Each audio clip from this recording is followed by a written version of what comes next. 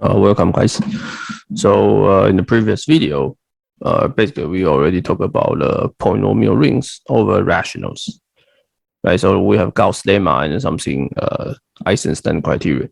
So this should be the undergraduate final video of the commutative rings. I want to talk about polynomial rings over general commutative rings.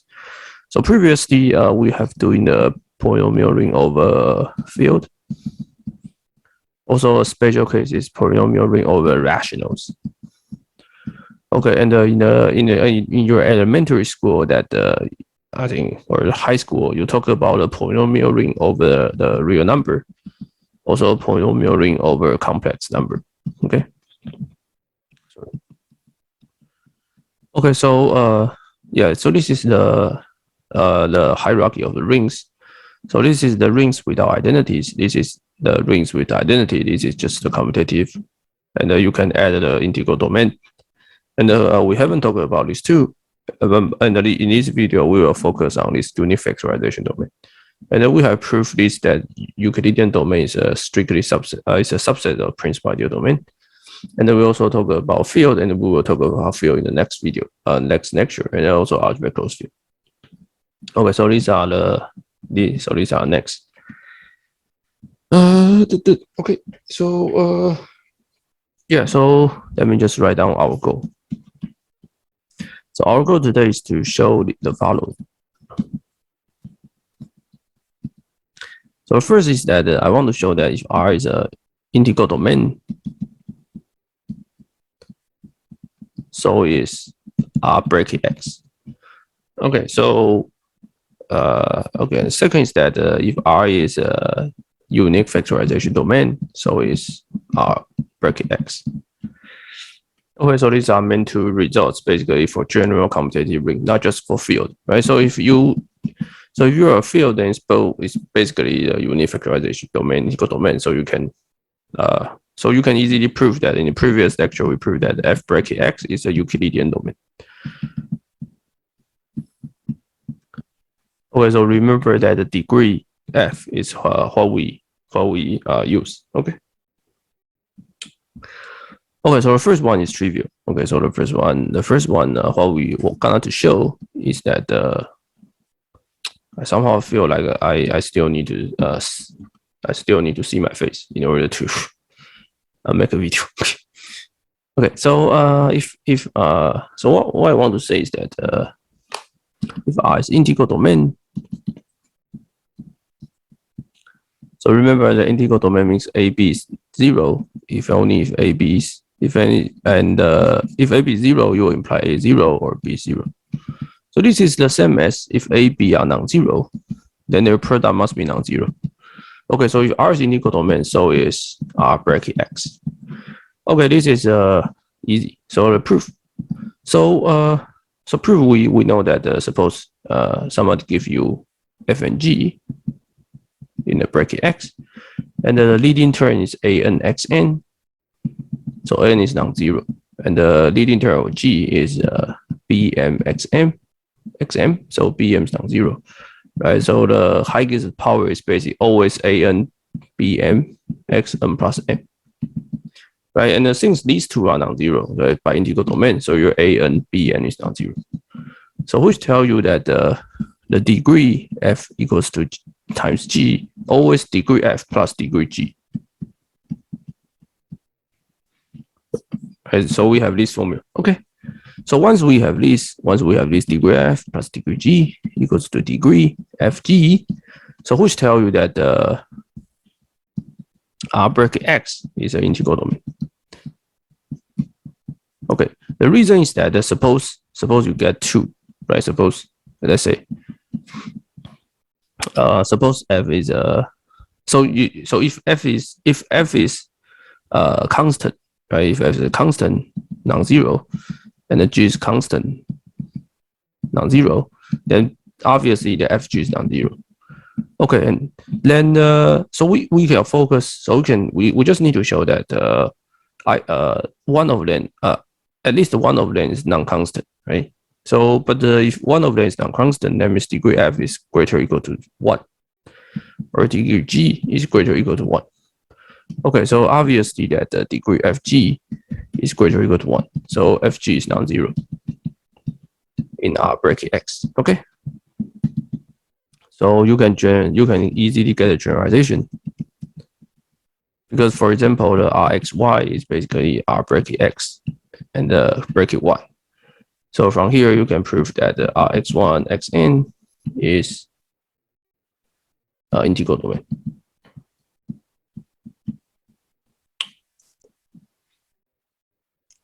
Okay. Okay, so so we proved the first one. Okay, so let me just talk about UFD. So I think in the previous that I mentioned unique factorization domain, but I haven't proved, I haven't systematically talked about it. So unique factorization domain. Okay, so so R is a unique factorization domain if 1 and 2 holds. Okay, so the one says that so non-zero element in R can be written as the product of finite irreducible element of R times unit, some unit. Okay, so what I'm writing is that A can be written as U P1 PK up to PK, right? And the U is a unit in R. So remember the unit means that there exists Y such that Uy is 1. Okay. Yeah, this is called a unit. So yeah, okay. So this is 1. The second is that the decomposition in A up to unit is the same. Okay, so what I'm saying is that suppose you can write A to U P1 P2 up to PK, and also V W1 W2 up to WM. Then you always have K equals to M, and you can assign. So you can assign Pi to, let's say, WJ. Okay, so you can assign each one of it to some of them, and they must differ. They must at most. So they at most can differ a unit. At most can differ a unit. Also, I think everybody knows what I'm saying. So, for example, you can write 3 into, you can write 15 as 3 times 5. Also, minus 3 times minus 5, right? So, this is just base times 1 and times 1. So, you can associate these 3 to minus 3, and then there are different unit, and the 5 to minus 5, there are different unit. The unit is minus 1. Okay. So, this is the integer ring. Okay? So, the unit. So let me just recall the unit of integer ring just a plus or minus 1. Okay. Okay. Okay. So I think I haven't said about. So let me just recall what is mean irreducible element. Okay. So definition. So irreducible element means that. So let me just define associate. So in a ring. We say A associate with B. So this is a sentence. So if I say A associated with B, I mean there is this unit U such that A equals to UB. Okay, so this is an equivalence relation, right? Because A, so I can write A associated with B as this. Okay, so because U has the inverse, so B will associate with A, and the 2 unit product will be another unit, right? So this is also a condition. Okay. Okay. So also if A in a ring is not a unit, it's called irreducible. Okay. So now it's important that only a non-unit element can describe as irreducible. So I don't care whether unit is irreducible or not. I only define irreducible on not a unit. Okay. If you're a non-unit element, or basically some people like to call it prime, but I used to reusable in this content.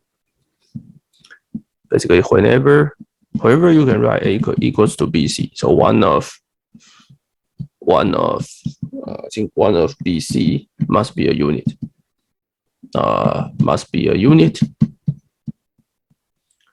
So this is a definition. Okay, so for example, let's say 7 is 7 times 1, right? Or basically minus 7 times minus 1. So you see this is a prime number. So it's a prime, it's irreducible in an integer ring. And the only factorization way is that at least one of it must be a unit. So idea is that if you write A into two products, then at least one of them must be unit. Okay, so this is so-called irreducible. And the unique factorization domain means that any element non-zero can be written as a product, right? So you can, there's a unique factorization means, unique factorization, okay? Okay, so let's talk about lemma. So remember that our goal is to show the, is to show that if R is UFD, then R of bracket X is just a UFD. So this is the final results. Okay, so let's talk about lemma to help you. So if R is UFD,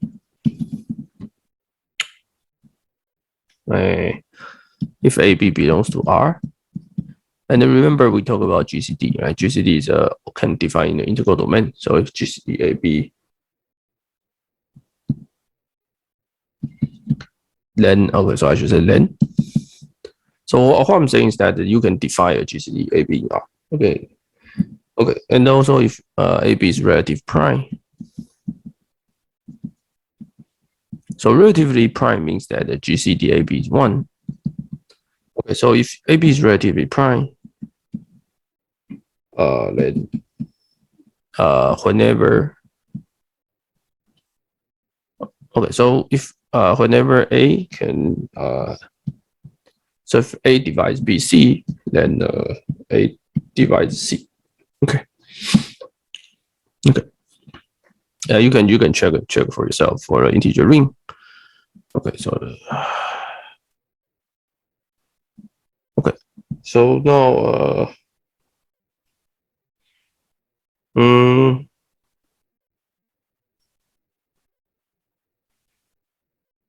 okay, so this is the basically the previous follow the previous video. So it's the almost same thing in the previous video. Okay, so leave as exercise. Well, this is obviously that I think I already proved something like that. Okay, so basically it's true. Okay. Okay, so now let's start. So remember that in the Gauss lemma, right? In the previous we talked about Gauss lemma. So Gauss lemma says that if f and g in I think it's in a field f bracket x is primitive, so is fg. Okay, so primitive means that their content. So remember the content of f means that the GCD of all the coefficients. So suppose f is a and is this. Oh, sorry, it's a z bracket x, right? So in a fg bracket, you could define content of f, right? But now what I'm saying is that we are working in a general unique factorization domain, right? But the unique factorization domain can also define a greatest common divisor.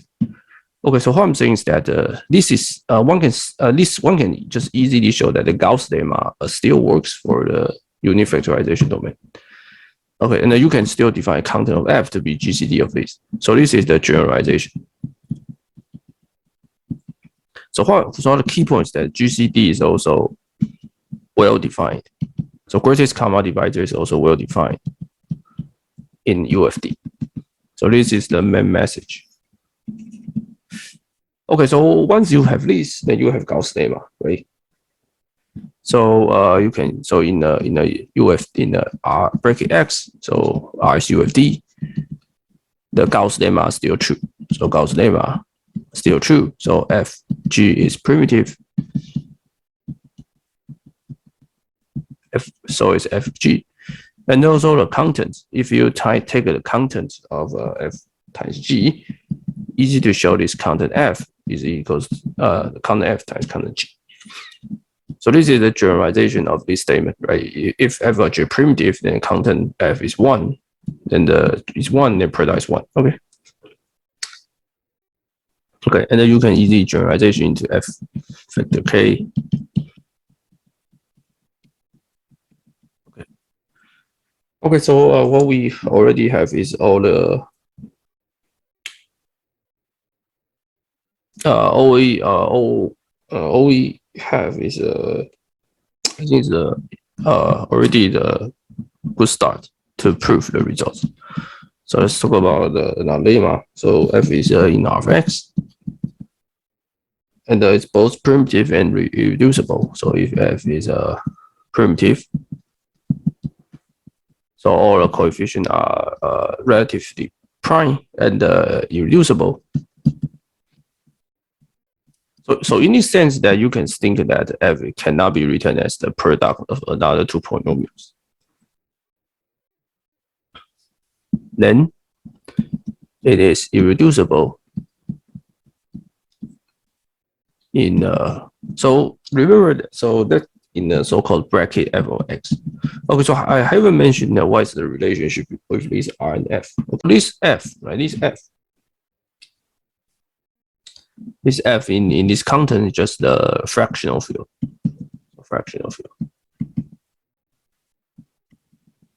Or basically the field of quotient. Okay, so for example, if R is Z, then the F is just the fractional field of Z, so it's just a Q.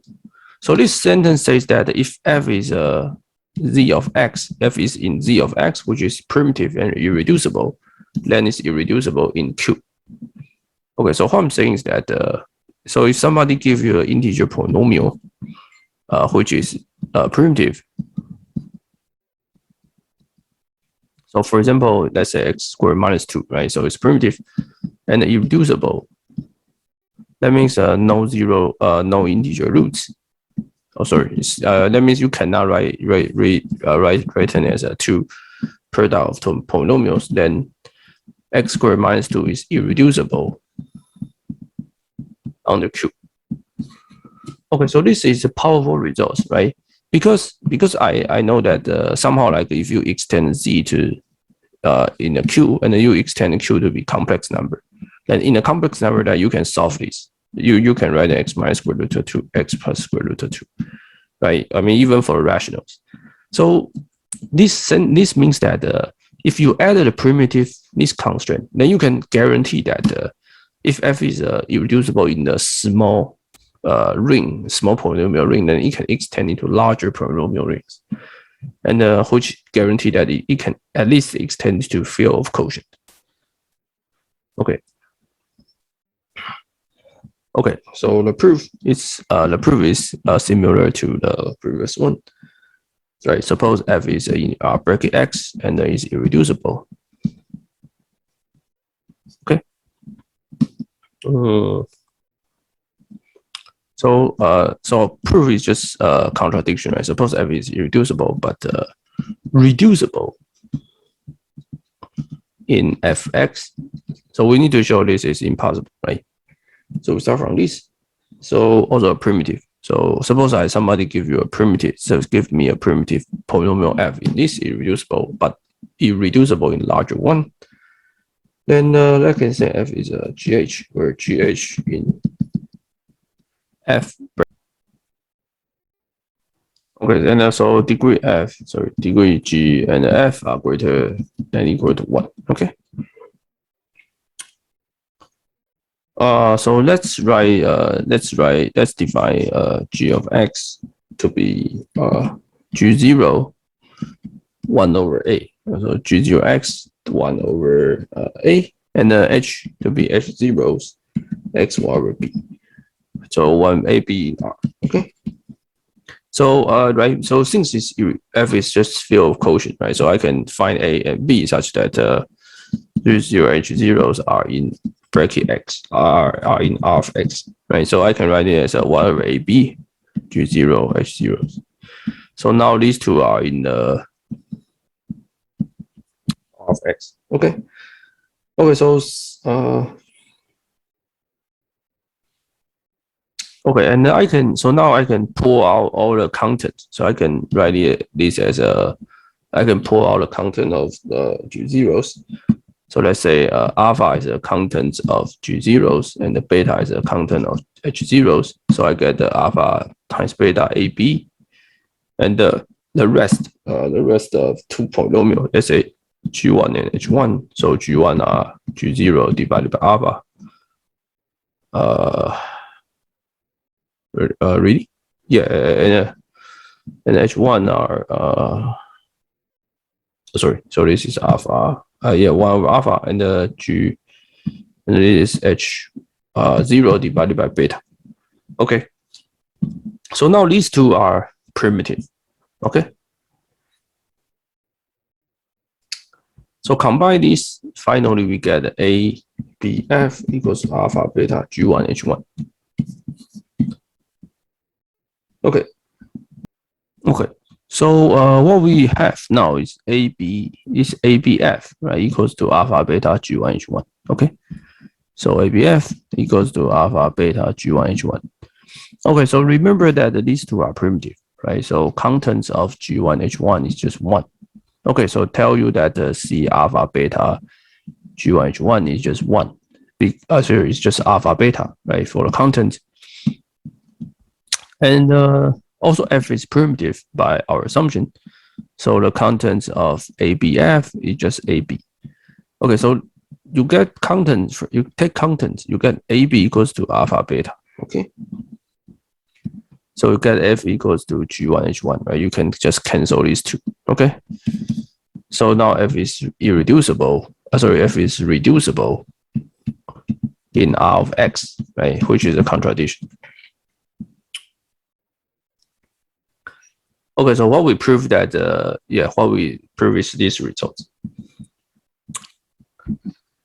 Okay, so let's see what's next step. Okay, so if R is UFD. Oh, by the way, so in the previous proof, we still need to require R is UFD to make the GCD well.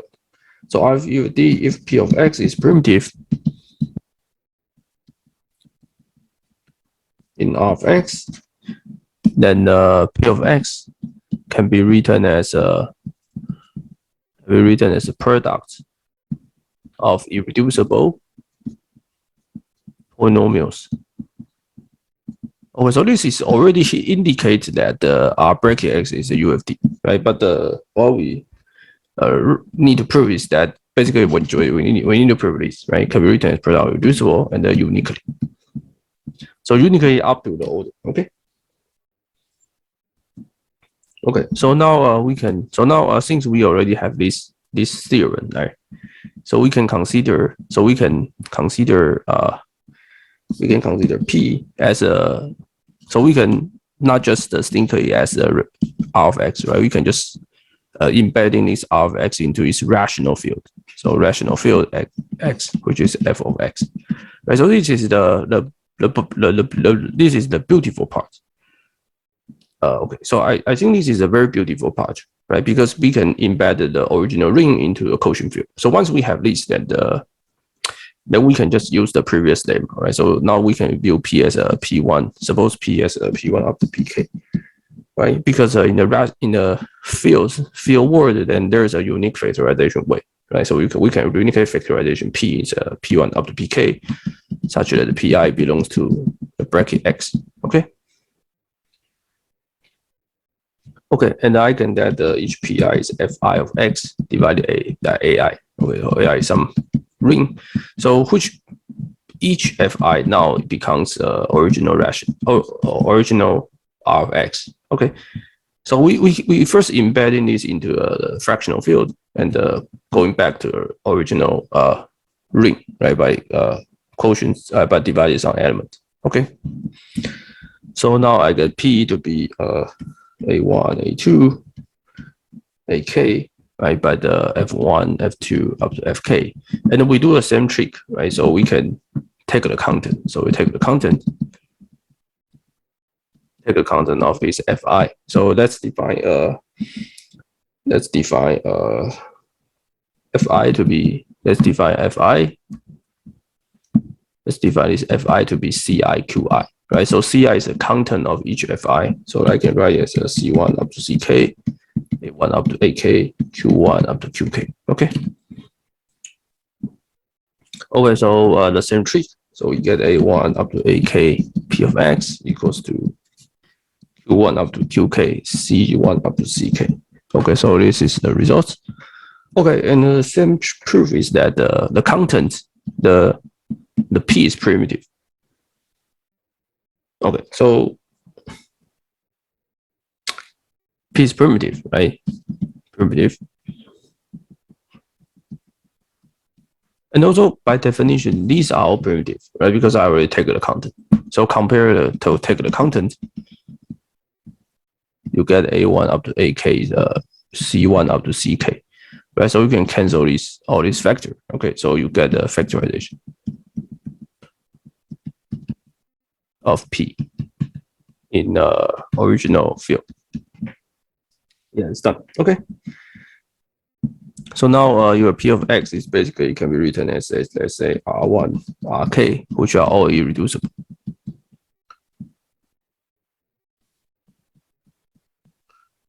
Okay. Well, the reason is that your ri is primitive, right? It's primitive.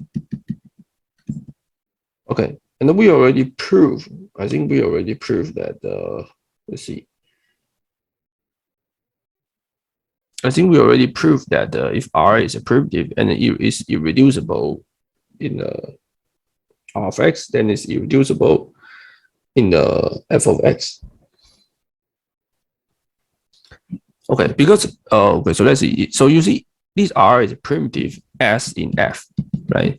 So F is larger than R. So F is larger than R, right? So if R is irreducible in a larger polynomial ring, then it's obvious that it should be irreducible in a small ring. Also, R is just primitive. So these are all irreducible. Okay. And the easy trick you can show that these factorization are up to permutation.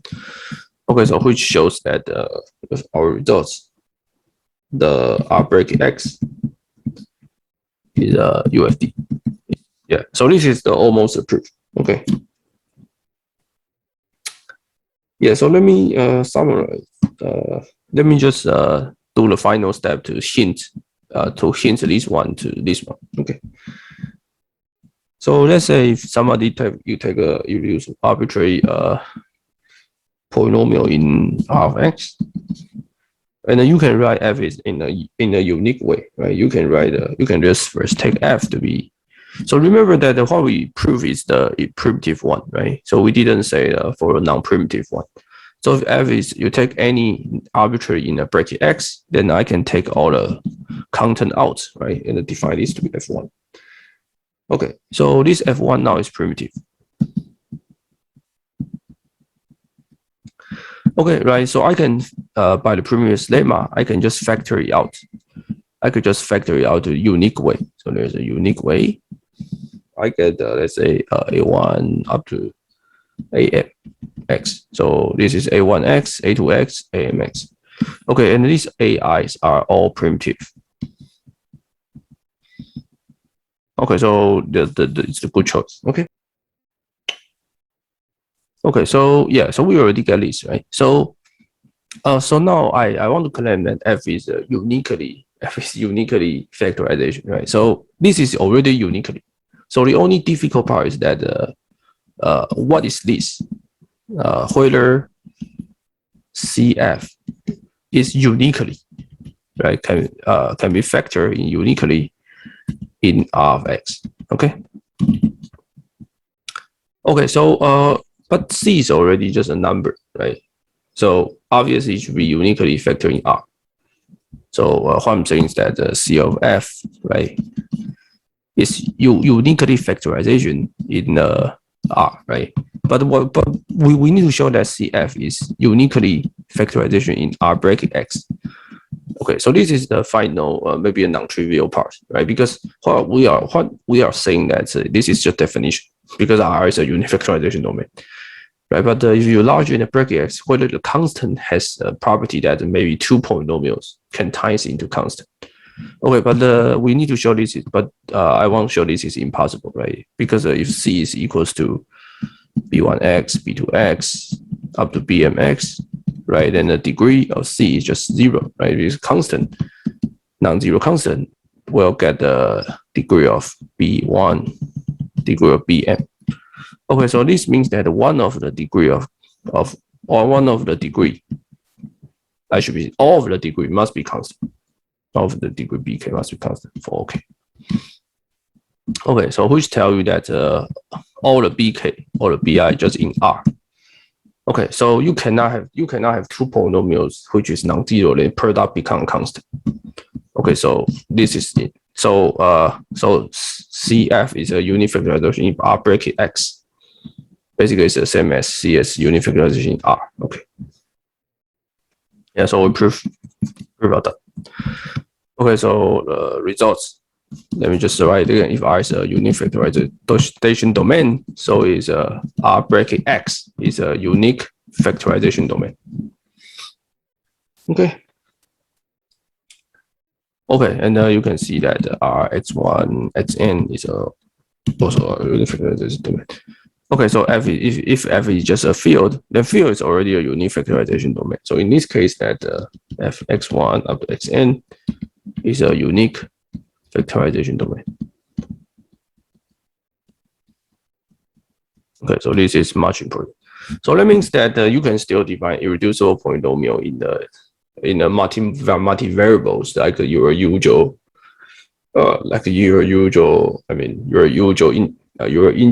integer. So you can still define a prime number in the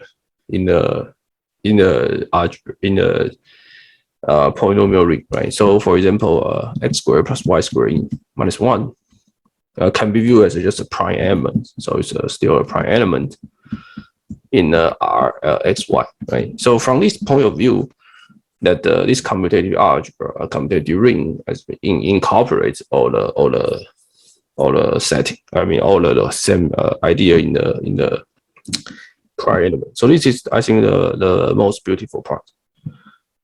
Okay, see you guys in the next video. Bye.